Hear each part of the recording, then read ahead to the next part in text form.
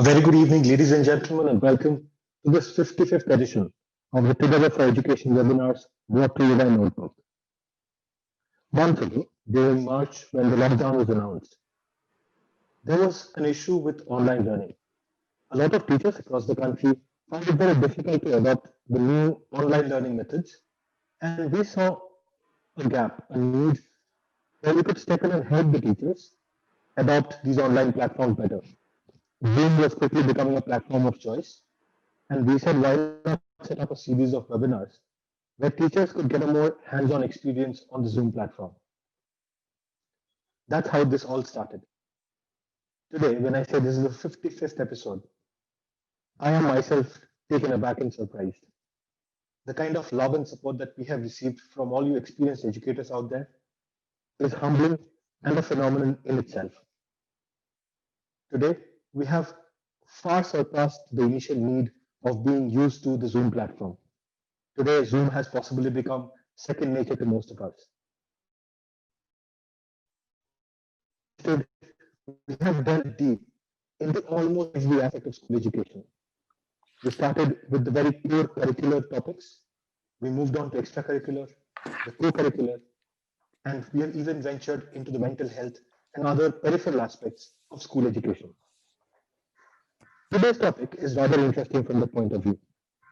When we were in school years ago, learning was what happened from books inside classrooms with the teacher writing on a blackboard with a piece of chalk.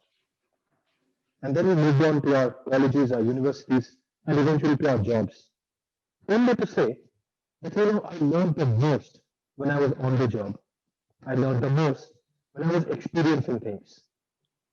Our education system took cognizance of the fact.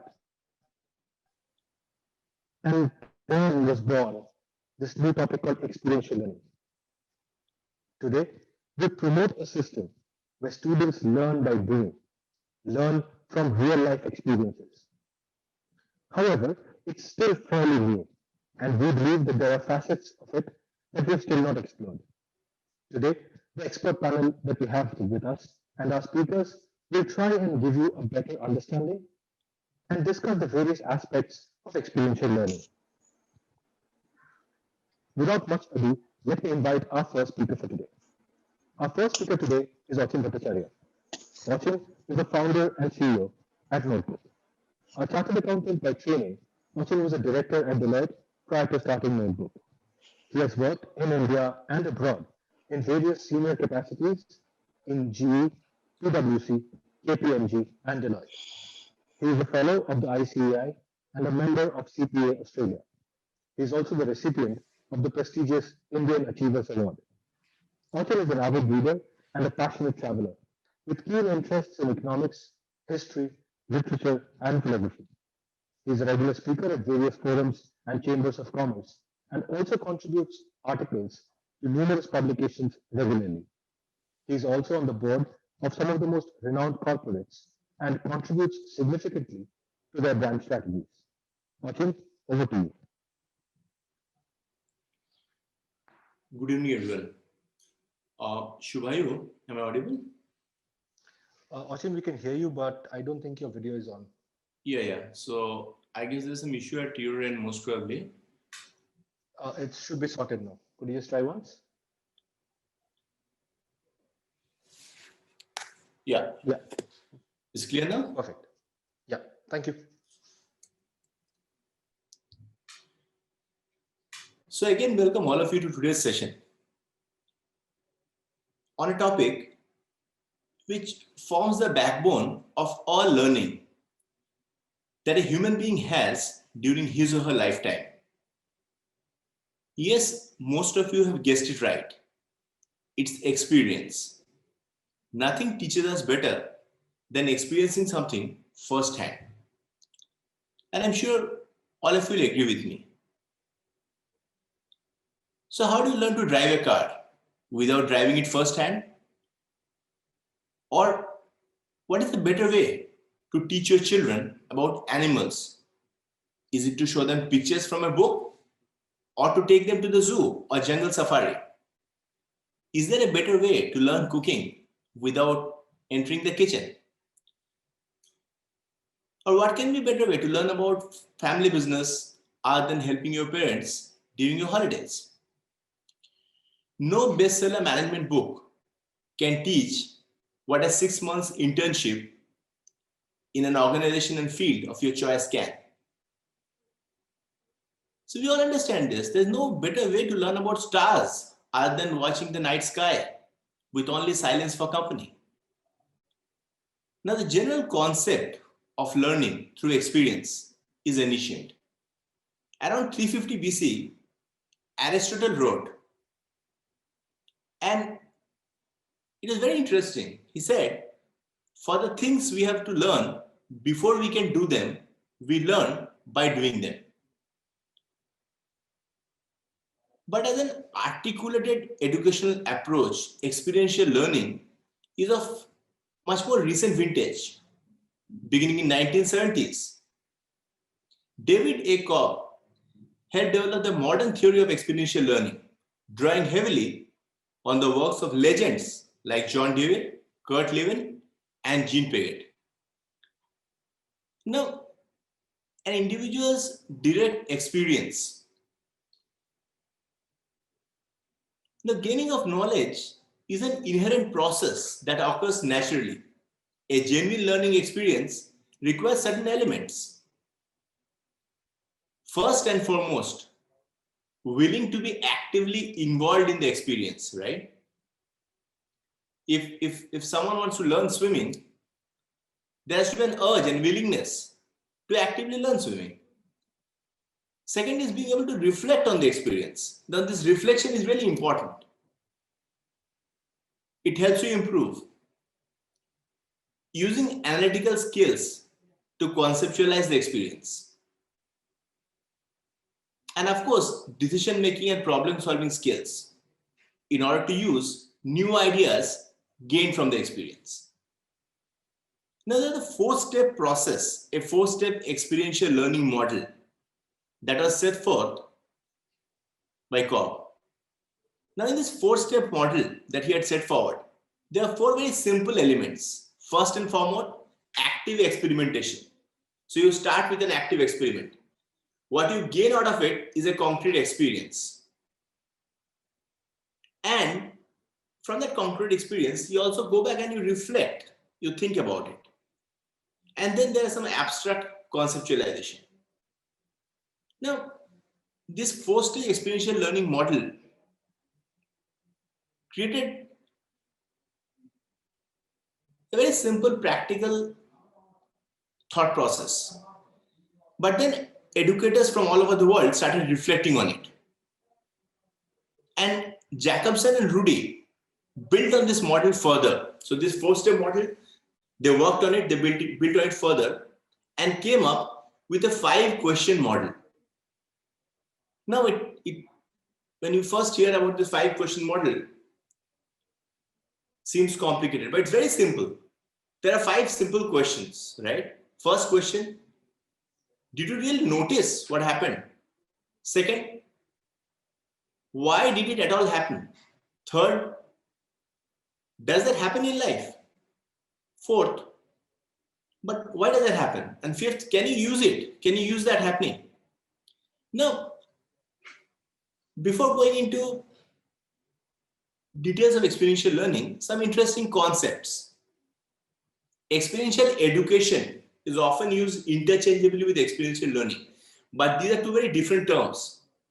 Experiential education is the philosophy of education that describes the process that occurs between a teacher and a student that infuses direct experience with the learning environment and content. So as I told you, these terms are not interchangeable. Experiential education, experiential learning, these are not interchangeable terms. Experiential learning is a subfield of experiential education. Second, to give you an example about how important this is and how experiential learning has influenced curriculum all over the world. There's a very interesting degree. There's a very interesting terminology, very interesting term, very often used, called a sandwich degree. Now, what is a sandwich degree or a sandwich course? It's an academic degree, normally in higher education, involving practical work experience in addition to academic study. So we combine academic study and practical work experience. So what we come up with is a sandwich degree. And there are variations of this, right? In UK, for instance, a thick sandwich degree is either a 4-year undergraduate course as part of a bachelor's degree or a 5-year postgraduate course as part of a master's degree, and involves a year of placement or internship in the industry. So a year when you are placed in the industry is called a sandwich year. And normally the sandwich year is after the second year at university. So you study for 2 years at the university, 1 year of internship, again come back, study for 2 years, and you complete your degree. A thin sandwich degree involves multiple shorter placements or internship periods rather than an unbroken year. Interesting, right? Now, before looking at experiential learning from an educator's perspective, let's take a global tour and see what's happening around the world. So we have discussed enough of serious stuff.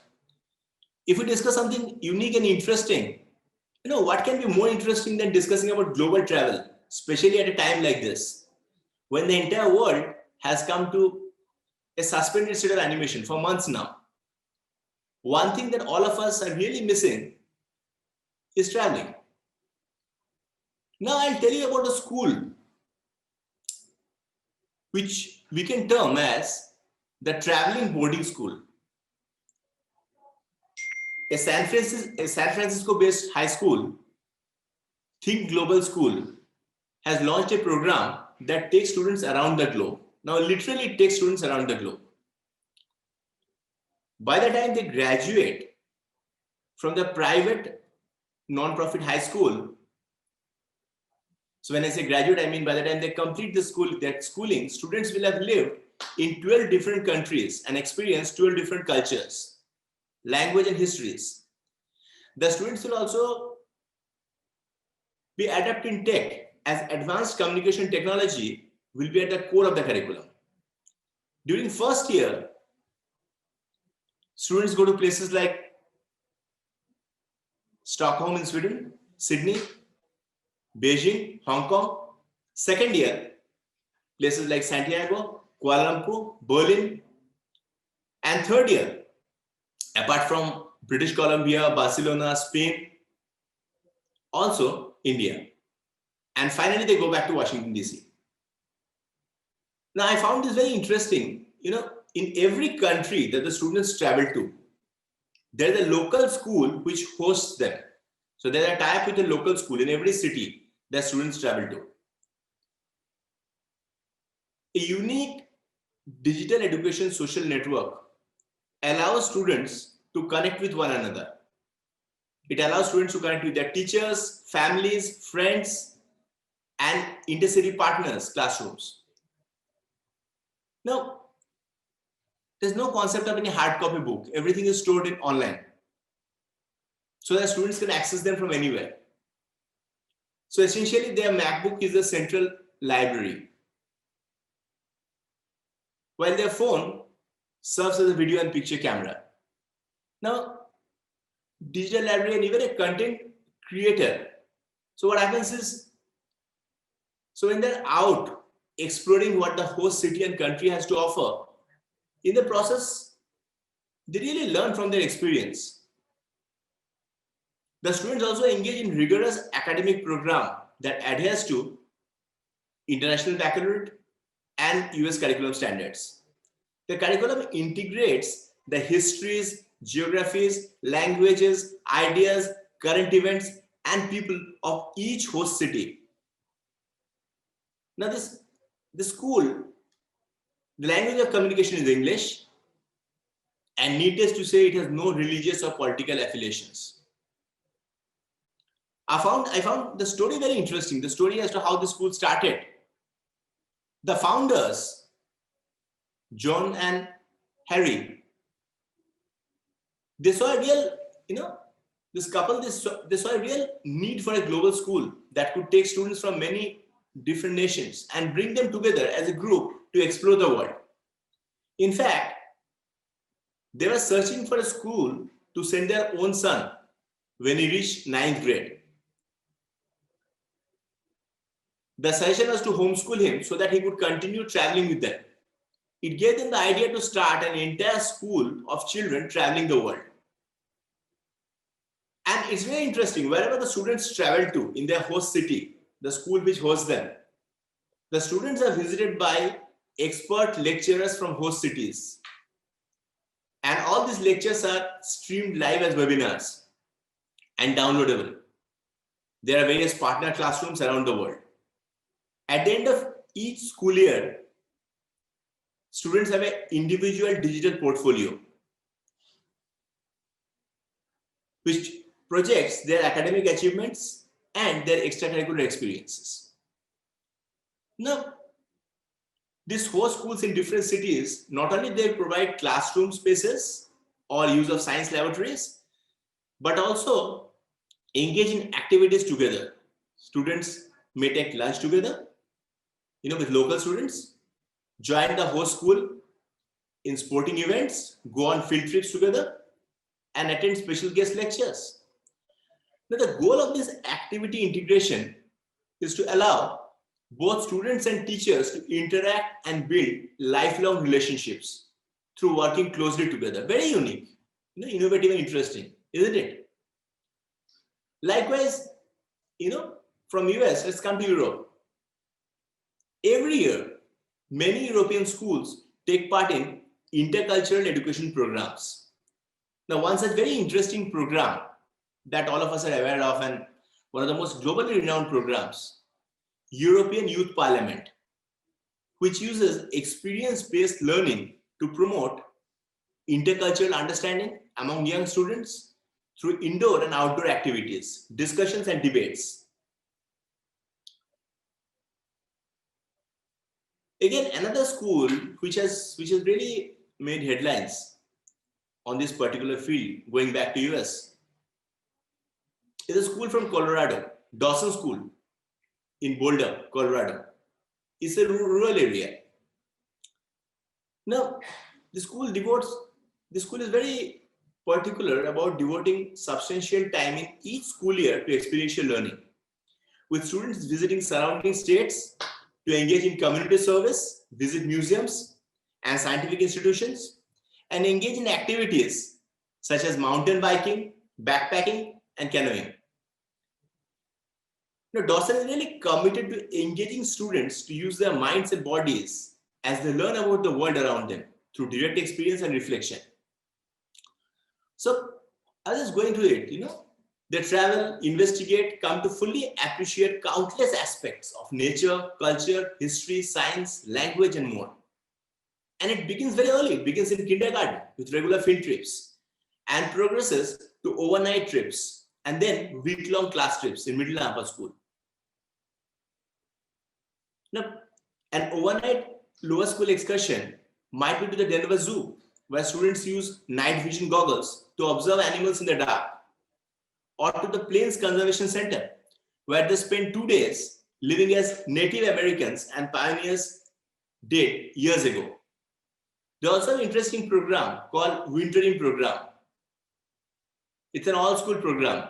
It's a week when students engage in special thematic learning programs, both in campus and away from campus, depending on grades. By 7th grade, a student's wintering experience might well take place outside the country. But whether it's in town, across the country, around the globe, these experiences are often life-changing. Students recall them as life-changing experiences. Now, these experiences are a key way that Dawson fulfills the vision it has for its students. The vision statement of the school reads, to mentor 5 young men and women who have achieved their individual potential, serve a life, and meet the challenges of the world.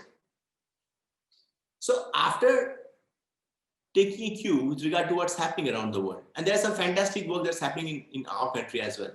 Some great work by esteemed educators like you in experiential learning. I'm personally aware of many such events. Now, coming back to what we were discussing earlier, where this all started from, with regard to the principles of learning.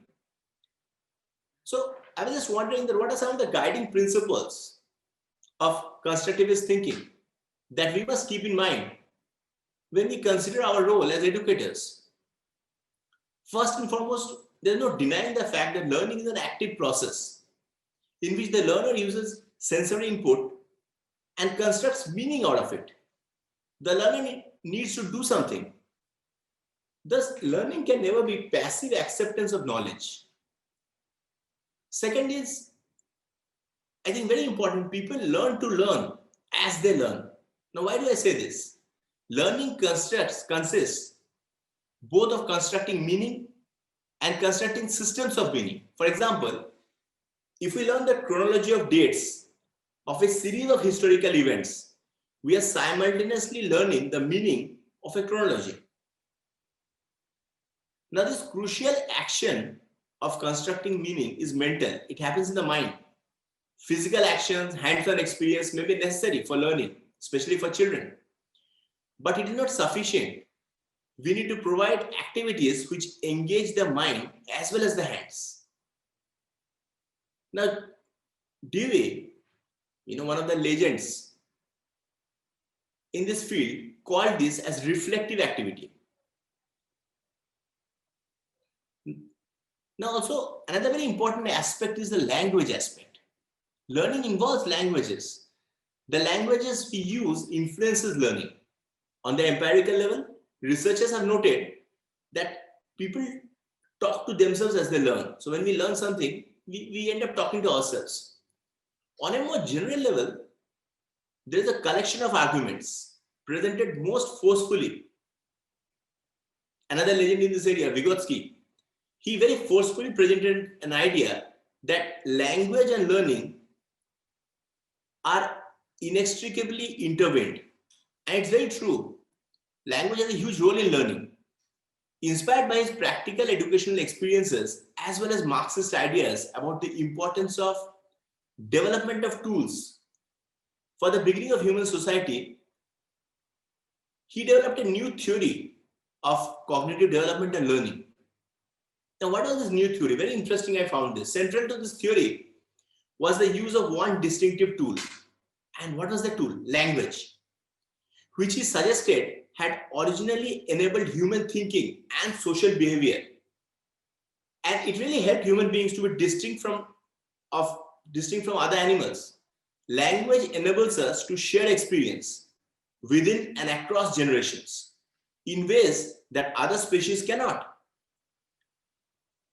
Now, in acquiring a language, Vygotsky suggested children get a tool for thinking, as they put it. Children solve practical problems with the help of their speech as well as with their eyes and hands. I really found this very, very interesting. Another legendary scholar in this field, Jean Piaget, has also suggested he has dealt on this aspect on details as to how a child constructs a mental model of the world. Now, this again is very practical. He disagreed with the idea that intelligence was a fixed trait and regarded cognitive development as a process which occurs due to biological maturation and interaction with the environment. Now, this interaction with the environment is the key topic for our day, what we are discussing today, experiential learning. So, according to him, intelligence is not a fixed trait. And by and large, interaction with the environment has a huge role in it.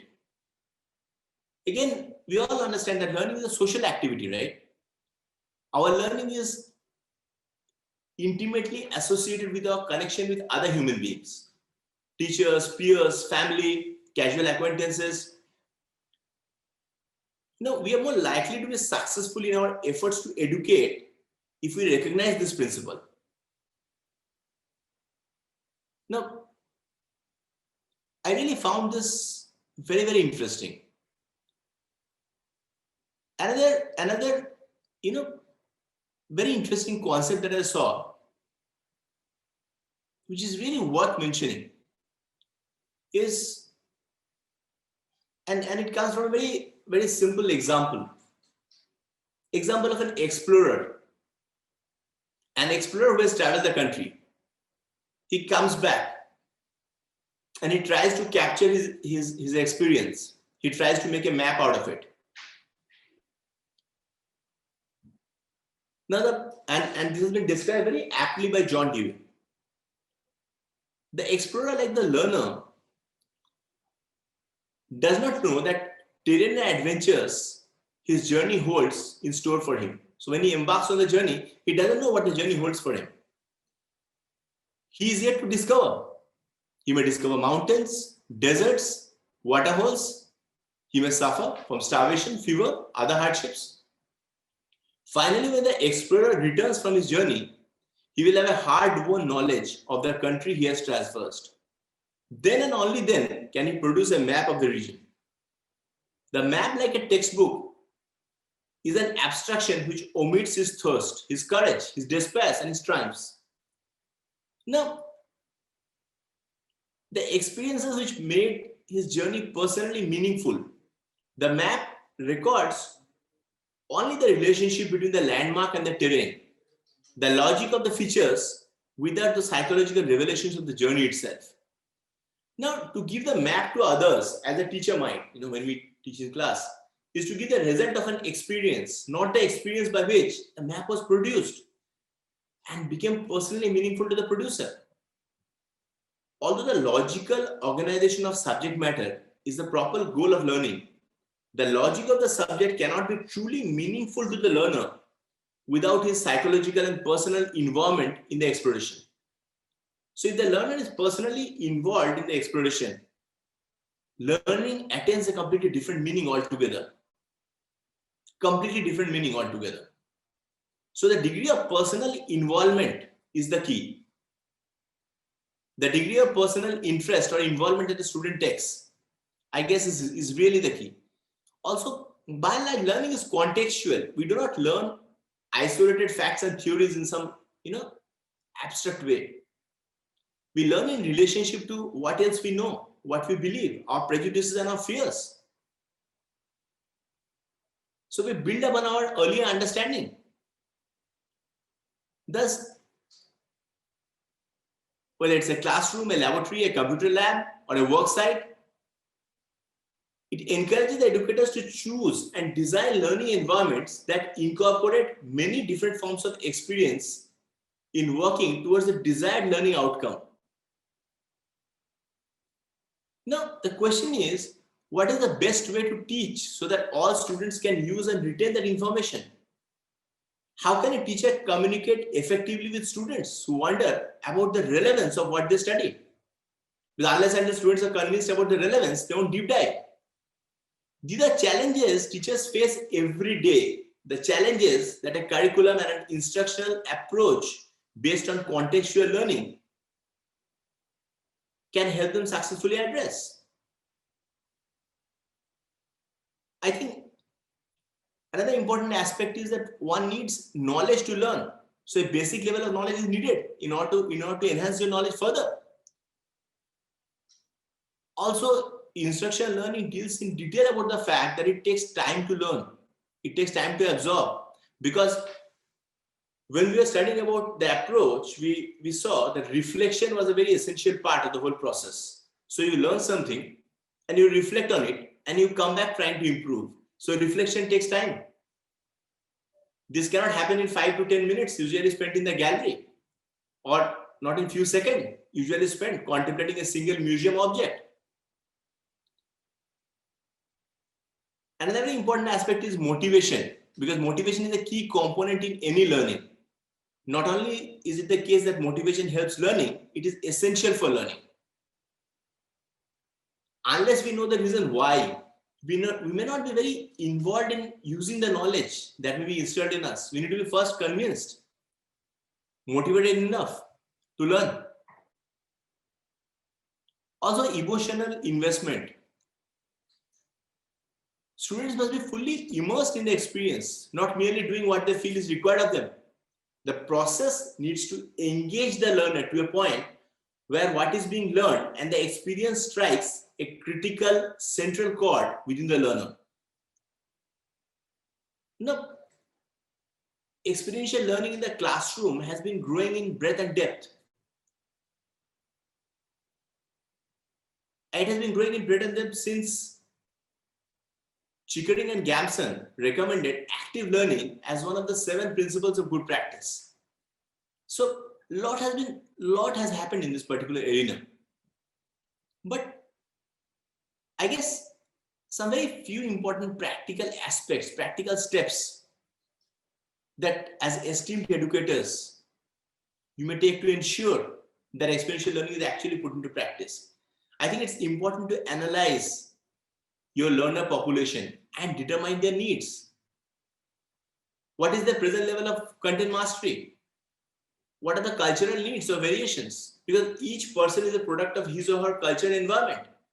Each person is conditioned over time to react in certain ways to given situations. Instructors must understand that their students have been raised in a different culture and environment and how this will impact their interactions. It is really important to identify appropriate activities for your learner population and course content. Now, what activities are? Now, when I say appropriate activities, it's subjective, right? What activities are appropriate for your course content and meet the cognitive development needs of your particular student population needs to be identified. How does the activity you are considering meet course objectives or instructional goals? How does it allow students to experience key concepts? Identifying potential issues when integrating experiential learning. What are the trade-offs to include experiential learning activities in your course when designing and modifying a course? Will content have to be sacrificed to make time for activities? That can't be, right? The aim of conducting activities is to ensure that the student understands the concepts. So will content have to be sacrificed? How will the activity fit within the program curriculum as a whole? Is there institutional support for replacing traditional course content with experiential activities? Now, I was going through a very interesting study by Oxford University. And the findings are really interesting, I'll tell you. The study says the academic success of 3 to 5-year-old kids depends more on their home environment and parental environment rather than toys given to them. In the research, now this research was an extensive one. It involved 3,000 children. 3,000 children of the age 3 to 5 years. Now, kids who had few toys and had spent more time with their parents performed better in school. They also scored better in areas of emotional and social development. Thus, parents' attention proved to be of more importance than toy that money can buy. Because parents' attention, and this is where experiential learning comes in, because experiential learning is definitely a wonderful learning tool, especially when children spend time with their parents, enjoying certain learning experiences together. The impact is long lasting. Enjoying the experience together, experiencing it firsthand. Whether it's going for a walk, reading together, visiting different places, a Sunday visit to the zoo, for looking at animals, or simply cooking, cleaning or riding a bicycle. Every experience teaches life skills that are so important for a child to imbibe and learn. Joyful experiences create memories for a lifetime, and help children to develop their emotional quotient too. Every opportunity to learn should be explored, and learning through experience is indeed learning for life. So I think these are some points that I wanted to share with all of you. I really look forward to the views of our esteemed panel today. We have a very esteemed panel today, and I really look forward to the discussion on this really interesting topic, to hear from them on their experiences and to learn. Over to you, Shubhai. Thank you so much, Achal. Thank you for that wonderful discourse. I think there's just one thing that I would request all the attendees to do. I can see that a lot of you are putting your questions into the chat, right? There is a Q&A panel. It would really help us a lot if you could use that to put in your questions, because then it helps us curate them better. Well, ladies and gentlemen, we at Notebook make short educational videos for children. These videos are tailored to the school curriculum, and these are available for every subject in every class for all your students. Teachers find this useful as during their online classes, they can use these videos to illustrate a topic better. And teach students, once they go home or they're outside the online class environment, they can access these videos on their personal devices to revise various topics. Now, speaking of experiential learning, videos are perhaps the poorer cousin of experiential learning. I might not be able to go to the North Pole to see the aurora borealis. So the closest second that I will have to that experience is perhaps watching a video of it. To illustrate what I'm talking about, here's a short clip of one of the notebook videos, which shows the aspect of perspective to a class 3 student by showing the video of a hut from different angles. Here's the video for you. All of you have seen a hut, right? Imagine that you are drawing a hut. In all probability, it looks something like this, doesn't it? Did you think of something slightly different, maybe like this? The two pictures seem so different, yet they are actually of the same object. The only difference between the two pictures is our point of view or perspective. The two pictures of the same object seem so different when viewed from different points. Confused? Let me help you with that. Here we see our object, that is the hut. Now, here comes a friendly photographer. Let's see what kind of photos he can take. Firstly, he takes a photo from the front of the hut. It looks something like this. Now, he takes out a special drone camera. Flying it high above, he clicks a photo from the top of the hut. What we saw are the front and top views of the same object. Didn't they look completely different? Let's see another example of this. As we can see here, the car has different appearances when seen from different sides. We can see the top, front, and side views of the car as the camera is moved around. So, the next time you see someone drawing an object differently from you, don't think that the person is incorrect. It could be just that they have a different outlook. Try drawing a bus from the side and from the top on a drawing sheet. You must have seen beautiful rangolis made during Diwali or other Indian festivals. These are all examples of top view. If you try to look at some rangoli from the side, it looks shapeless and uninteresting. Just a thin layer of paint or flowers on the floor. Well, ladies and gentlemen, as I said, this is not really the real experience that perhaps experiential learning offers, but a close second. To talk more about the topic of experiential learning, we have with us our esteemed panelists today.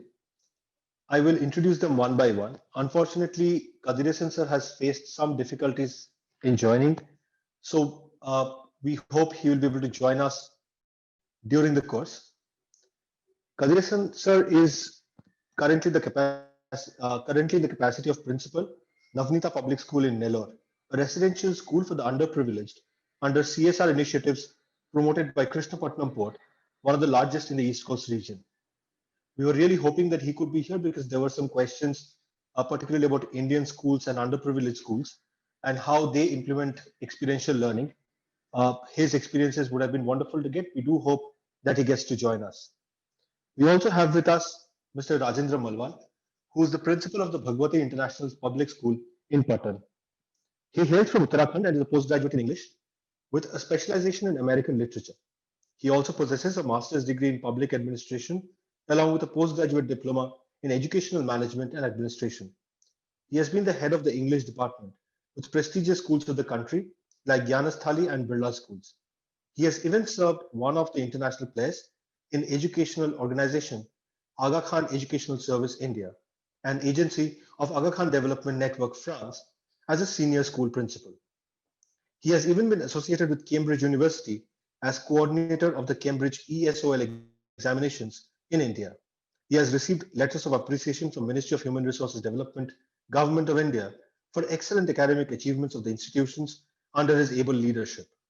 He is working on many important projects of MHRD as coordinator for UDAN project for increasing girl students' enrollments in technical education and as coordinator for UGC NET examinations. To add feathers to his competent administration, he has also been assigned many key roles as coordinator for conducting most coveted joint entrance examination for admission in different engineering colleges and IITs by Central Board of Secondary Examination. He is also a member of the CBSE Inspection Committee for School Affiliation, in addition to being a resource person for teachers' capacity building programs. Recently, he has been appointed as coordinator by National Testing Agency, a new initiative of the MHRD. Sir, privileged to have you with us. We also have with us Mrs. Aarti Mishra. She's had a varied and vast experience in the teaching profession since 1997. She has been associated with prestigious institutes like Ryan International School, Delhi Public School, KLE International School, and the Little Hearts Toddlers Academy, where she is the principal now. With a post-graduation in physics, she has worked within the school system, gaining experience while handling various roles and responsibilities. She has also had the opportunity to head an institute for dyslexic children, conferred with 4 awards, one of them by Srimati Smriti Irani, the Ministry of HRD. She was trained by CBSE to impart training to teachers. She was also appointed by the CBSE as an observer for NEET and JEE exams. Ma'am, privileged to have you with us. I would request both of you to please switch on your cameras and unmute yourself.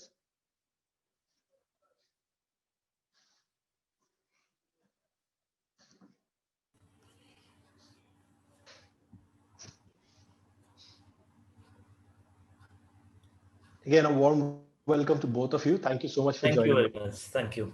Thank you very much. Thank you very much for having me.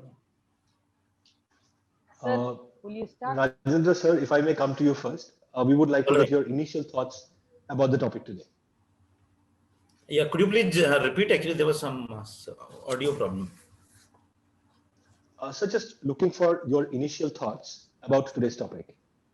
Okay, so experiential learning, it has already been covered in detail by our earlier speaker, and I was listening and watching to the comments given by some of the participants. So instead of the majority of the suggestions were that instead of international suggestions, if we could speak about the local examples. So I will even not only Indian examples, but I would like to go into the details of experiential learning, which can be practiced in the classroom. So theory has already been discussed. So mainly, actually, if we look at experiential learning or learning through experiment or active learning, so this all mean that children or students or learners should be involved into the process of learning. So if we basically look into the Indian traditional system of teaching, that is a Gurukul system, here it is a kind of give and take process, like the teacher is supposed to pour knowledge and the student is supposed to receive. And even our traditional classrooms also, they are mainly dominated by the teacher.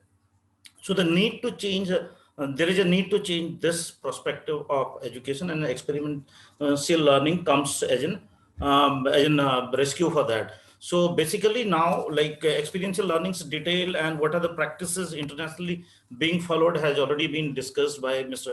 Achin in detail. So I would like to quote here certain examples that how we can practice experiential learning in our classroom. So experiential learning never mean that always we get into certain experiments. So when we talk about experiential learning, many of the time teachers get confused that how many activities we can conduct for teaching the student. So it is not always that activity based teaching, or we should take students to laboratories and get some experiment. So instead, experiential learning refers to the involvement of learner into practice of teaching or into teaching learning process.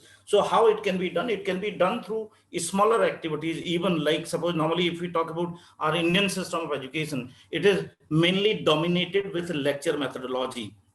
So mainly teachers come, they deliver lecture and they go, and our learner does not have any role to play. So we need this experiential learning highlights that this picture needs to be changed now. Now, how to change? Now, once we talk about the experiential learning, or once people or the participants or the speakers like us talk about experiential learning, does not mean that next day picture will entirely change. It cannot change entirely and it cannot change dramatically. But how can it change? It can be changed through gradual improvements in our teaching methodology. It can be changed with the small steps we can take. So what are those small steps educators can take in the classroom is, now suppose a teacher lecture methodology cannot be changed entirely. So what we can do to change this, now lecture cannot be replaced, as I said, because it is into our blood. If a teacher who teaches with lecture methodology, if he is asked to go and experiment or teach with experiential learning, I don't think that he will be able to do justice to his core subject. So, but how can he teach? Now, lecture methodology, how it can be done? Now, he can find a way, he can find a midway that whether this lecture part can be reduced, whether the teacher's dominance in the classroom can be reduced, or the students' participation can be increased. So how it can be done, like I have just jotted down certain points that how this lecture methodology or the teacher dominance can be reduced, or how experiential learning can be introduced in our Indian classroom system. So one of this is that like readers theater activity can be introduced to minimize the role of lecturing in the classroom. What is this activity here? Like most of the time what happens, there are certain, now teachers say that a student cannot always be involved into teaching. But what are the areas, how and where we can introduce? Like suppose there are certain activities where teacher need to read certain parts of the textbook. So there, suppose a teacher may be a simple plain or traditional teacher, so he may not know how to involve students into practice. So a simple layman teacher or a simple plain non-technical teacher also can involve a student in teaching process by involving him into these reading activities. When teacher is simply reading, students are watching him. So what can be done? Now that role can be assigned to the student. So students will take interest, they will get involved into process of teaching. This also can be named as experiential learning, instead of simply physics teacher taking them to physics lab or biology teacher taking them to biology lab. So language teachers mainly can do that, social science teachers can do that. And in addition to that, there are think, fair and share activity. This often when we conduct trainings, we try to motivate teachers to initiate this activity in their classroom. What is this activity?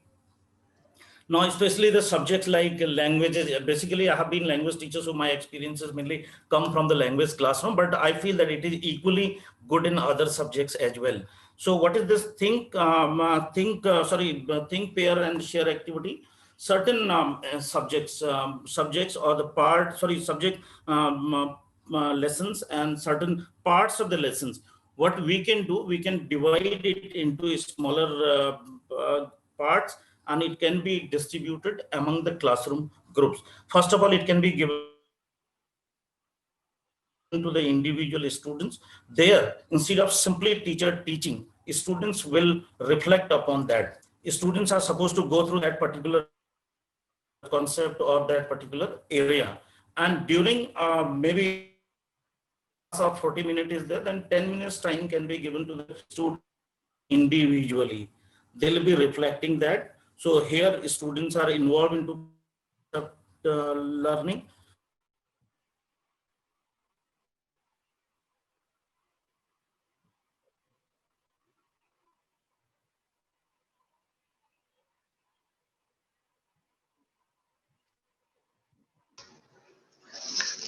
Rajendra sir, I think there's a problem with the network.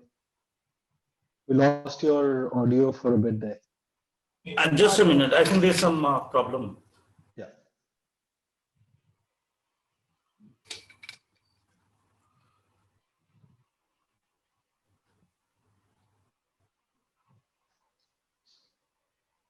Hello. Yes, sir, we can hear you. But your video is gone.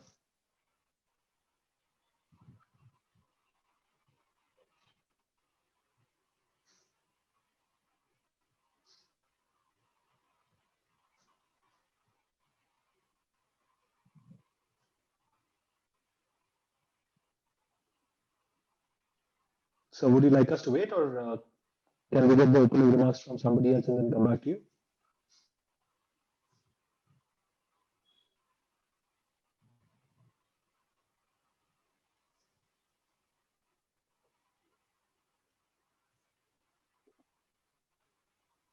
I don't think. Yes, sir, we can see you now. Hello. Yes, sir. Yeah, I'm audible. Yeah, I can see you. I can hear you. Please go on. Okay. So yeah, before, I don't know when did I get disconnected. So I was talking about the other activity where we can involve students into learning process or teaching learning process. The activity is called think, pair and share activity. So during this time, certain portion of the lesson can be allotted to a group of students, and they can be asked to reflect on that concept for maybe initial 10 minutes time. And during this time, they will be just individually thinking over or going through the content. And then second step in that activity comes pair. Then here we can make students into a group of 2, 3, or maybe 4 students. Here they will be reflecting and discussing on the learnings they had. And afterwards comes maybe the after 20 minutes, now 10 minutes time has gone. So remaining 10 minutes can be given for these students to share their learning with the other group of students. So here now, like experiential learning or involving a student is concerned, it can be done very easily, and I'm very sure that lessons learned through this will last very long. So this is one of the activity. Then there are other activities like roundtable activities can be done, or to involve students into a process of learning. We can start our class with some questions in the beginning, so that children are always attentive to the teachers, and they, whenever they come across any solution, they will answer. So these are some of the ideas we can involve students. And secondly, for language, especially the reading development, all children can be asked to bring certain pieces of newspaper, and where comprehension activities are there. Instead of giving them some ready-made comprehension passages, children can be asked to go through those passages of newspaper cuttings, and then they can develop some question answers based on that, and that can be circulated in the class. So in this way, I think that students can be involved into learning process, or they can be involved into teaching process, I should say. And third comes very important, like what we do in our school, like in certain classes, maybe we have started experimenting with class 6, 7, and 8, because they are little maturer students, and secondly, they are not the board student. So just to experiment, we have allotted 2 lessons in each class, which will be taught by the students themselves. So this activity, while it is said that if you see that learning cycle also, I was going through somewhere, it is said that when we read, we remember only 5%. When we listen, we remember 20%. But when we teach, we remember around 90% of that. So this practice can be introduced in the class. So in this way, children can be involved. And this will be the real and Indian style of experiential learning in the classroom. Wonderful, sir. Thank you so much. Thank you. Congratulations, sir, if I may get across to you. So happy that you could finally join us. Oh, thank you, thank you. So I've been there throughout the session since Mr. Achin was speaking, but I pushed into the participant. Yeah. So to know about what is your school doing in terms of experiential learning, and your initial thoughts. Very good, very good. Vayu, The topic itself is a very interesting. audio Hello? is not clear at all. Yeah, there's some issue, I suppose. I can't hear either you or Kadir. Listen, sir, I can't hear at all. Shall I reconnect? Or? Is that okay, ma'am? Now, can you hear now? Sir, I Now fine, I think. on and off, yes, sir. Kindly continue. Okay. Thank you, sir. Oh, thank you, ma'am. Thank you. Right. So the topic itself appears to be a very, very interesting and trending in the field of education, right? when we talk education or learning, it's so started with skill learnings where they try to hunt for their living, and then later moved on to teacher centric. From there, it moved on to child centric. From there, it moved on to activity oriented, and now from there it moved on to kind of the current day's topic, that is technology oriented, etc., so on and so forth. Now, what is learning? Learning itself is a very strange terminology. When I was discussing with a couple of people around, they said learning is something which is related to examination where they can score good amount of mark. For me, I believe that is not true learning. When a child learns, a child or anybody for that matter, when they learn, learning is going to be a permanent one. It cannot be taken away from the child. The skill, or when you learn riding a bicycle, it stays with you for quite a long time. You cannot forget unless you have some difficulty with your pedaling or something like that. Then you have a real problem riding a bicycle. Otherwise, the learning of riding a bicycle stays with you forever. Now, coming to this experiential learning, I'll just quickly go into it. Uh, Before I get into the topic, initially, as Mr. Achin Subir was talking, Certainly. this was a very good experiential learning for me on this platform. I stay in a very remote area where there are no signals, but I may ensure all kind of arrangements for the net, for the connectivity issues, everything was, but just when it was about to go with the session, my everything went off. Now that makes me more anxious, curious how to, and it's a kind of research what you do to make things happen. Okay, so the you might see me pushed onto the road, but believe me, this is my school campus. Sometimes technology also brings you onto the road, but you have a plan B, and that's how you get into the affairs. Right. Experiential learning basically is something which enthuses the five senses what a child or a personality can have: the visual skills, the auditory, the kinesthetic, for that matter, taste, smell, anything. This experiential learning, which is now trending across, is because it motivates the children, and it also encourages self-learning. They have the satisfaction of learning themselves rather than a one-way traffic of teacher kind of telling them some concepts.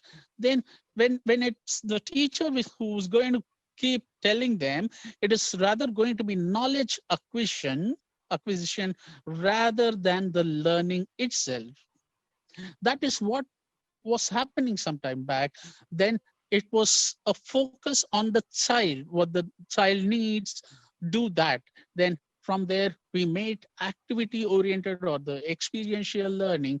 Now, when there is an experiential learning, irrespective of the subject, what they teach, there is a scope for better concept being uh, taken by the child, because he has an hands-on experience. Remember, a play, just think of a play being taught by an English teacher, or some kind of experiments being taught in the class. The child is, it's going to be a kind of routine and a boring stuff. Rather, if you're going to give the child a role play, that could enthuse, he would get into the role of the character, and then kind of uh, get the story well, get the play well, and he would not forget them at all. And instead, if he is going to the lab for a practical session, he will.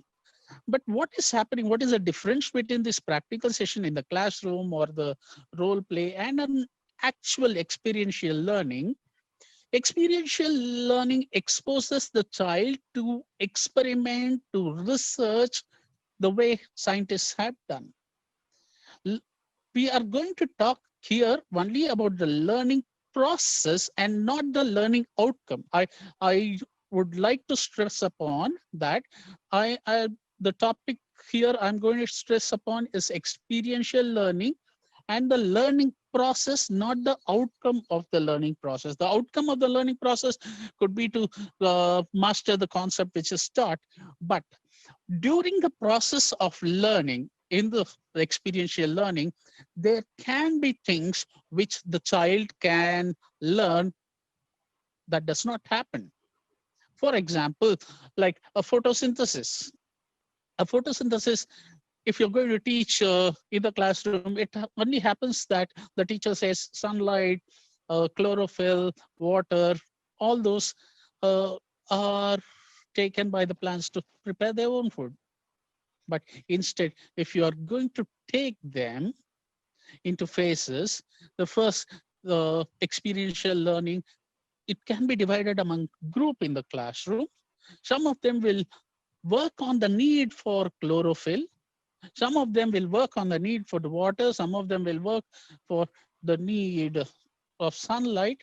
So one of the sunlight people will be keeping one at dark and one at the bright light. People who are working with water will keep them full of water, some lesser water and no water at all.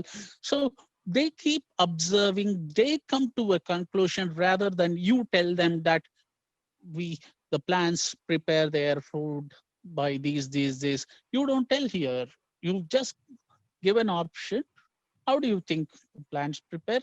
And just you will have to monitor and then motivate them, be there stepwise to monitor each and every action and try to reflect on whatever is happening.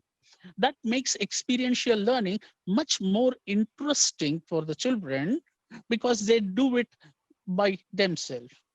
The first time I ever felt very happy was the day when I could make my own tea rather than depend upon my parents. Though you should not be asking how it tasted. Yes, it tasted bad, but I also knew why it tasted bad. There was a logical reasoning. There was an analysis. So when I went for making tea next time, I did it much better. So experiential learning, according to me, is a series of concepts arranged sequentially. It's experiential learning need not necessarily be supporting the concept. It can also be a way to show what does not happen when you try to teach a concept. So that way, I believe children are more enthusiastic in the form of experiential learning. We talk about agricultural practices. I am sure we have been learning about agricultural practices, which is throughout the same from back those days where they had the bull and the plow and all those things to now the latest technology like tractors pulling and then plowing, etc. Now, the procedure, they all know to define what is plowing, weeding, sowing seed, all those things. But when it comes to experiencing, if we can just give them a small piece of land and then do these practices, that will remain with them. Otherwise, they will be only knowing the definition without knowing what actually happens. Is the process involved kind of. So that then I believe the actual learning starts. Now, we are also, it's because of the lockdown that appreciate many of the things we have planned, but to tell you the entire panel and the participants, our school is in a remote area and it is under the CSR activity. CSR is the corporate social responsibility, where we don't charge anything, but we give them all facilities what a entire city can provide to the students, which means they don't have a roof over their top, but then when they come into the school, we have provided with all the facilities to them. This means all learning facilities, including the sports, games, all those things. Now, our idea is the child who deserves good education should not be deprived because of their economic status.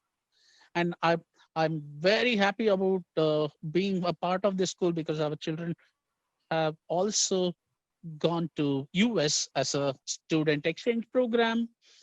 They have gone ways and miles away, securing good positions in the kind of competitive examinations. And that, so when I look at this all, there is somewhere some influence of learning by the methodology what we have done. So once the school is going to reopen, our thought process is that we'll arrange kind of uh, the school this week, a news channel where the speaking on a stage is different from speaking on a kind of news channel. They will have to record all the events and they're going to present it. So that will make the communication skill much better, and it will also boost their confidence level. So it is more so only the role of the teacher is only like a catalyst or kind of facilitating better learning than stuffing all the knowledge to the childs. That's my take on experiential learning. That's it from me. Thank you. Wonderful. So thank you. Thank you so much for that. Uh, Aarti ma'am, if we may come to you next. I know you have had some very interesting experiments in your school. So if you could have your initial thoughts on experiential learning, as well as if you would like to talk about some of your students' interesting experiments. Namaskar, and thank you and for calling me over to be one of the panelists to discuss experiential learning. Experiential learning is something that keeps happening with all of us most of the time. For example, as parents, as teachers, as students, in the pandemic, we are learning every day. Online class में तो सीखना ही पड़ता है, how to operate a system, how to operate the platform, how, when is the mic on, when is the presentation going on. These are the learning activities that we do every day and is new to all of us. The online learning is new to the children, the online learning is new to the teachers, the online learning is new to the parents. Nobody can say हमें आता है, हमें नहीं आता. All of us are over to it. And as a teacher, we learn when we teach. Every episode, every activity teaches us something new. Today, Kadir said, thank you very much. I learned a lot from your experiences also. That plan B should always be ready. Execution plan A आपका हमेशा चले, not necessary, not essential at all. You must have a fallback. A plan B should be in place. And kudos to you, sir, your plan B worked. Right? I am in the teaching profession and I'm glad to be in this profession. And I love what I do or do what I love. Either way, it holds true for me. And I strongly believe that you apply what you learn. When I was a kid, young child, we had tailor-made furniture at home. We used to call in the carpenter and he used to make the table, the chair, the wardrobe, the bed, everything. He used to bring along all his instruments, the measuring tape, the nails, the hammer, the Fevicol, everything. And I used to watch him do it. At 5 o'clock in the evening, he used to wind up his work, leave his instruments behind and go away. Then it was my turn to use them and to see whether it works or not. I used to see that he had various instruments for smoothing surfaces, for joining things, for nailing things, for hammering, and the screwdrivers.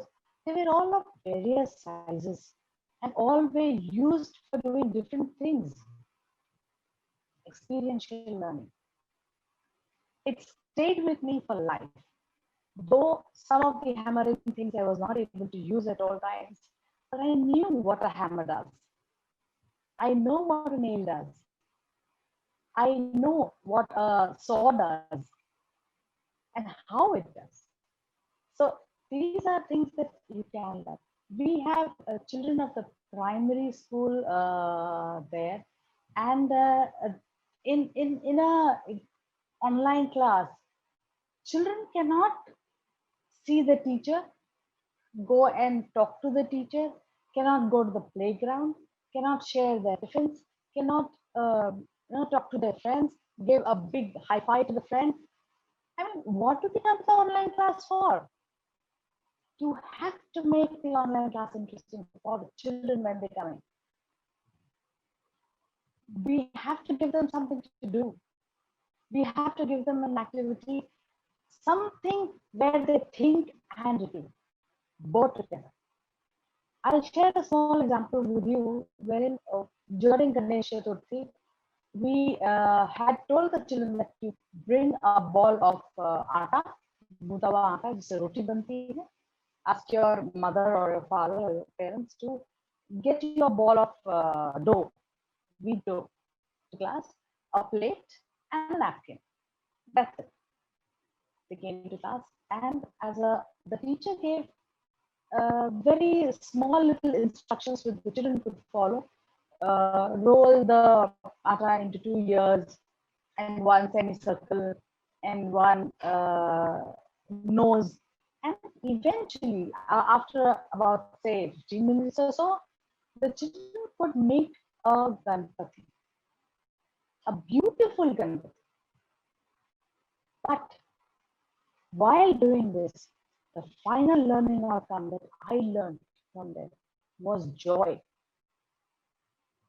It was beautiful for the children, for you to see the children happy.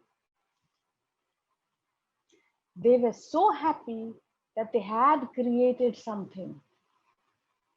In the meanwhile, there was a lot of development of skills.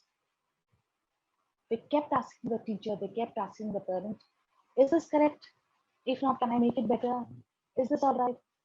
We learn not to be judgmental. Whatever the child has made is absolutely fine. When you do these kind of things, as Father Destiny has said, you learn what not to do. Sir, आपकी चाय पीने तो आनी पड़ेगी, but you learn how the tea could be better. How could it be better? So similarly, the children know, okay, this is a semicircle, this is an ear, this is the stool, this is the leg, these are the modaks in the hand, this is the book in the hand, and the children learned all that. Now, in the meanwhile, the teacher also had a voiceover where she was saying that every part of the body had an importance. Ganpati had small eyes, big ears, one mouth which was covered. He had some mudaks. Then you see that science is introduced. It's a multidisciplinary activity. You also see that mythology is introduced, wherein the children are learning what kind of pandal where you have Ganpati kept for public viewing, and you also bring Ganpati home. The children also learned about mathematics, semicircle banaya, triangle banaya, different shapes. This I'm talking about the primary children. I'm not talking about the older ones. Then about the GK, children learn. Why was it introduced to have a pandal where Ganpati was set up for public viewing? Moral science, you get prasad if you work very hard. God gives you offerings. So apart from it being multidisciplinary, apart from these skills being developed, communicative, cognitive, apart from all the children doing it simultaneously, it was an activity which brought a lot of joy to the children. And that's what the outcome should be, according to me. The perspective may be different for different people. But joy in something that you do, you make, you create is beautiful. Lovely is what I feel. A very simple activity is when you learn how to drive, how the pickup of the vehicle is there, and then you apply brakes.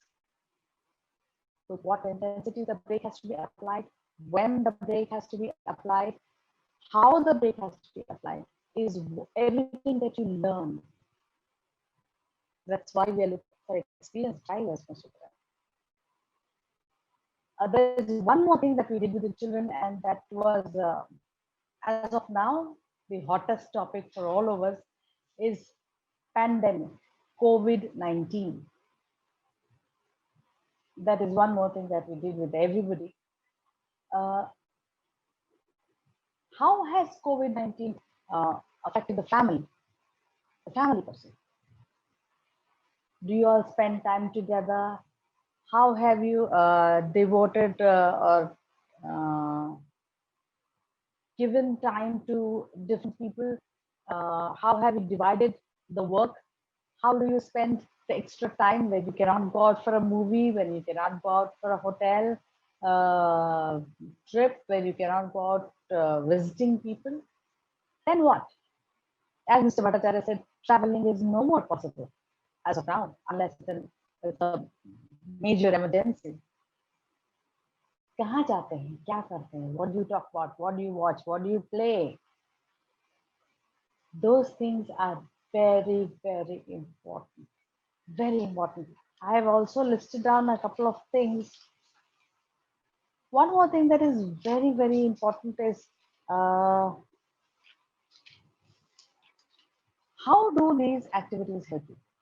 Arogya Setu. What are the symptoms? What are the tests? You can give these things to the children to find out and do. Interdisciplinary, आप math पढ़ा सकते हैं उसके साथ. They can make a pie chart, they can make a bar graph, and they can share whatever they have learned. Some kind of research they will be able to do. They will be forced to do. They have a phone, they have a laptop, they can research these things and find out. आज क्या status है आपकी COVID today? What are the symptoms that the patients face? What are the availability that the patients have? Which are the different kinds of tests that they do? You can give this responsibility to the children, and each one of them can have a different set of. आपने कहा कि how to develop immunity कैसे करेंगे?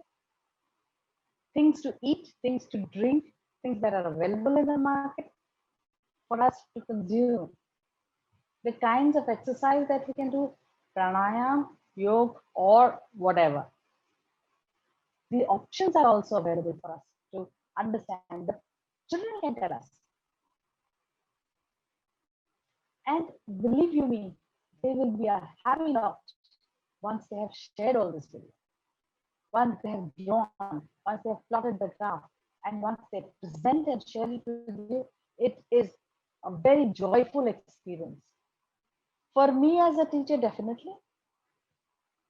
And for them as a student to learn all that, to present all that, to draw all that, to find out everything, to research all that, and to share everything with us. So I don't know whether I have exceeded my time limit, but this is what I wanted to share with you. That is fine, ma'am. Thank you so much for sharing those wonderful examples. Would you have something more to add? I don't think so. All right, Thank you very much, well. Thank you. Thank you so much, ma'am. If I may get across to the questions now, Kadirasan sir, if we can have you back just for a minute, because there is a school of thought that feels that experiential learning, the whole process of, making the students do something else from what we consider, conventional learning with books and blackboards, does it slow down the process of learning? Certainly no. It gives the child a better opportunity to go in depth about learning the concept, and because it's a self-learning, the child also learns everything. He will be able to put it in his own words better than any other traditional method. If if sometimes, see, our learning is always related with the outcome in the form of examination and the marks and things like that. Somebody who learns might not be able to express in words in an examination. So somebody who fails, we might not be able to brand him that he's a bad learner, or it's only that he's not able to express his thoughts and ideas in the examination the way the teacher wants or the examiner wants. But certainly, when we talk about learning, experiential learning has its own phases, and every phase there is a new learning happening. But when it's all the learning kind of culminating, then you have the chapter evolve. So the chapter, if we were going to talk about chapter wise or only the academic concept alone, then this is what is a. But for me, there are multiple learning. There are social learning. There are kind of, because there is group activity, and as ma'am was talking about, we have this integrated learning or the collaborative approach. We don't stop by fixing it that this is the topic which is limited to mathematics or which is limited to English. It is so that when the child is able to learn everything across, we will have to also have a fine thread connecting all the subjects, and that's how collaborative or integrated approach helps the child. But certainly it will not slow down. At every phase, there is a better learning than the traditional method of learning. Yeah. Thank you so much, sir. Thank you for helping us out with that conundrum. If I may come to Mr. Rajendra Malwal next. Sir, we are trying Yes. to understand what is the role that the other two stakeholders. We know that the student is going to love this, the student will enjoy this. What is the role that the other two stakeholders, teachers and parents, will play in this process of experiential learning? Other two, instead of, I feel that they are the main players in the game. They really have very important role, especially the parent and teachers. I should say teachers play a major role, especially in implementing experiential learning, that is professionally, because they are the trained and professional people. And even parent role is equally important, because parent are the first teachers. So if parents are educated these days, actually there is a great change in methodology of learning also. Gone are the days when child was with the book, then only he was considered that he is reading. These days you will find that children are hardly picking books, but that then also still they are learning. So parents have to change that attitude, that learning has shifted from books to mobiles and laptops. So they need to change that outlook of learning, and I'm sure that educated parents, they are taking great care of that. And this is what one of the even important feature of experiential learning is: learning through technology, the shift of learning. So parent play an important role. Even children are smarter these days. Technology has made children smarter than what we were during our days. So parents need to understand that they need to keep pace with the changing mindset of those children of these days. And I'm sure that they will be able to justify their role. So I Wonderful, hope I sir. hit the nail at the Yeah, right yeah. point. Yes, sir, exactly on its head. Okay. I will just come across to Aarti ma'am for my last question that I have today. Ma'am has already told us how very regular household things can be used in the Indian context, which seem to be the most common question in the chat box. Ma'am, just one question. Is there an age bias to this? Because during this lockdown, the younger students have suffered the most, right? Because online education for class 8, class 9 is still okay. When you're teaching a class 1 or a class 2 kid online, that becomes a bigger challenge. With, in terms of experiential learning, is there a similar bias in terms of age? Experiential learning is easier done with children, the younger ones, I believe. It's different for the older ones and different for the younger ones. The younger ones learn when you teach them hands-on. They learn faster. I believe as a teacher that because it's very boring for them to sit in front of the camera, to virtually see you. Because they have to touch, they have to feel, they have to love whatever they are doing. It's not so easy. Moreover, they want to lie down sometimes, they want to laugh sometimes, they want to, and even in the online class, they'll ask you, ma'am, can I go to the toilet? It is so basic for them. They don't understand the difference for a virtual class on a normal classroom. You don't give them what do you say, a friend to say hi-fi, or go and play or ride a bicycle or play with this or play. It's different, but they all learn hands-on. Bacha chota ho ya bada is not very important. They all enjoy doing it. And you will agree with me, maybe you have a different perspective, but when you create something yourself and you see that you've done it, whether it's an adult or a little kid, the joy is very different. The joy exists. Even for me, even now, when my chapatis go today, I am very thrilled.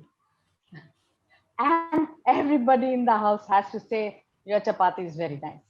That's the rule. Because the effort is there. The child has learned how to do it, and we cannot be judgmental on that. We have to appreciate the effort. We should, because we love it. Mr. Kadir Ehsan, I have to come and have tea with you, because आपकी चाय अब मेरे साथ रहेगी हमेशा, क्योंकि आपने सीखा उसको, आपने appreciate किया. You learned what not to do. You learned it what to do. So learning is not always positive. You also learn from the mistakes that you make. You also learn. It's a very simple thing on the dining table for dinner, lunch, breakfast, snack, whatever. You put the first morsel in your mouth and you realize खाना फीका है, या नमकीन है, या मीठा है. And you make changes accordingly. You add salt, you add chaat masala, whatever suits you. So the dish that has been created has to suit your palate. The requirement जो है, उस हिसाब से, if you're able to create something, creation is beautiful. And everybody who creates something needs appreciation. It needs appreciation. And once you appreciate, and children need more appreciation when it is online. Because that appreciation cannot be face to face. I learned a whole lot of things on the camera visually, but वो पता ही नहीं चलता that the classmate children are listening to you or not. They are accepting it or not. Because you cannot see everybody's expressions. You cannot learn from that. But the most beautiful part of this pandemic online teaching is that we've learned something new. We even have, when we are teaching smaller children, the younger ones, we even have parents learn in our class. Parents are learning parallelly with the children because they have to teach the children afterwards, later on, whatever has to be covered. So lots of new things, lots of new ideas, which we are learning, the parents are learning, with the children are learning. But children are smarter. They learn faster, they learn better things. We have to get ourselves to do that. And Subhayuji, especially this lockdown period has strengthened the experiential learning like anything. I agree. Initially, these online classes and all, they were a challenge for teachers and students. We are really very much worried that how will our teachers handle, or even if teachers are able to handle, then how are small kids going to handle this technology and even this online classes, Zoom and other platforms. But gradually now they have not only taken it as normal, as ma'am said, they have become mischievous also in this. use of technology. Somebody does something, and there are always teachers after finding out who did what during the class. So we have appointed some special teachers to monitor certain classes to see that whether students are playing hanky-panky there.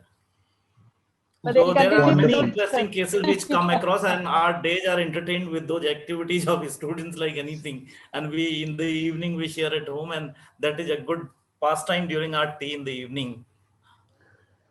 Good Wonderful, entertainment, sir. yeah. I agree with you. Yeah. Wonderful, So sir. That's the even this reason has that all added, I children. would say that this has added, this itself is a kind of experiential learning. And I'm really surprised that how small kids like students of class 1 and 2, we are not able to handle our smartphone or the phone. They are handling technology. Even my small daughter who studies in class 5, when she wishes to talk to me, she does not directly talk. She just goes in the other room and establishes a Zoom meeting connection, and then she discusses and asks her study related problems. So this is their level of smartness, and maybe the gift of experiential learning, I should say. And the learning, the things they have learned this way, that will last lifelong. So many a time I feel that this corona has been a blessing in disguise, and the things which we have learned, maybe having 10 years spare, we won't be able to learn that, especially in the technical part of that technical learning we have acquired. I Absolutely, agree sir. with you, sir. I So we agree feel with you, that sir. we have come at par with you people in the use of technology now, I agree just with you. because But of the this corona and wisdom, lockdown. but the wisdom of experiential learning cannot be replaced by a Yeah, classroom. it cannot be It cannot. replaced. It cannot be No, it replaced. cannot. Well, thank you so much. One of the things that we have definitely learned during this pandemic is all you experienced educators out there can adapt to any situation beautifully. And what you just right now said, sir, the way teachers, particularly experienced teachers with Yeah. years of experience, have adopted the digital platform has been a sight to watch. Well, on that note, and on the note of very Euclidean chapatis, I shall now thank all of you for that wonderful session. And let me invite Achin back for the vote of thanks. This has been an absolute privilege. Achin, over to you. Mr. Thank you, Achit, Shivaji. can I I think, intervene for a yes, moment? ma'am. I want to share an anecdote with everybody. Please. Is it permissible? Yeah, please, ma'am. Go ahead. I have a little story which my mentor had narrated to me, that in a village there were two boys, and both these boys, just like sir said, Gurukul karte hain, jate hain. So these two boys were very impressed with the guru there, and the guru had all the answers. He was a wise man; he had all the answers. So one fine day, these two boys thought that today we'll prove him wrong. जैसे बच्चे होते हैं, we'll prove him wrong, and we will carry a little pigeon in our hands behind our back and ask him what it is. If he says it's a pigeon, we'll ask him what are you going to do with it. If he says it is alive, we will twist its neck. If he says it is dead, we will set it free to fly. In both the cases, he will be proved wrong. So the boys went to the Guruji and they asked him, "Sir, kya hai hamare back?" So as expected, he said, "Ek pakshi hai aapke haath mein." So they asked him, "Is it dead or alive?" So he said, "It is in your hands. The life of that bird is in your hands. You can choose to set it free." So my humble request to everybody, all parents, all educators, all teachers, let the child go free. Let it fly, let it soar high, and you will see where it goes. It will reach the limit. Be the teacher that children remember for life. Because you generally choose your life path based on what teacher influenced you the most. So that is my learning and from my guru, and I will remember that forever. So thank you once again, Notebook, for inviting me over to this platform. Thank you so much. Thank you, ma'am. That was really nice. So, Miss Aarti Mishra, Mr. Qadir Hassan, and Mr. Rajendra Malwal. I really thank all of you for your time. It has been a wonderful panel discussion, I may say, and some great insights and some very nice, interesting stories that stay with us and which really conveys the essence of today's topic. From Kadir Hassan sir's experience of making tea to Aarti ma'am's experience, and very rightfully put, I must say, about making chapatis, and very rightfully said, you know, appreciation is really important. It's really important. Everybody who creates needs appreciation, and small things which are often overlooked, but it really, goes a very long way to encourage someone to give his or her best, and especially for children, it's really important for us to appreciate. And I guess another very, I think Rajendra sir has very nicely elaborated on the role of parents and teachers with regard to experiential learning. I really like that bit. And I guess it's really important, as very nicely put, that parents being first teachers, their role is really important.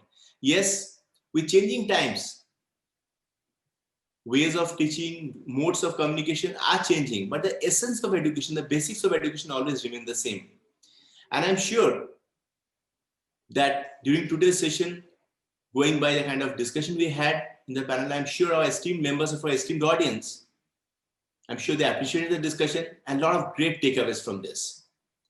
And the essence for the evening, the theme for the evening, I think very nicely, aptly put by Aarti ma'am.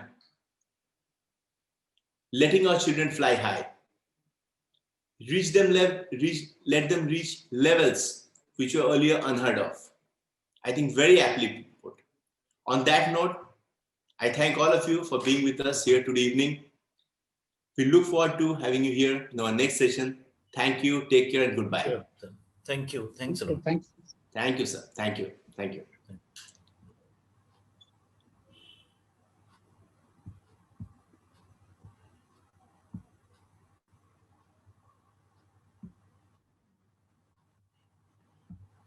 Thank you, Mr. Ma'am, and Kadir Hassan sir. To you also.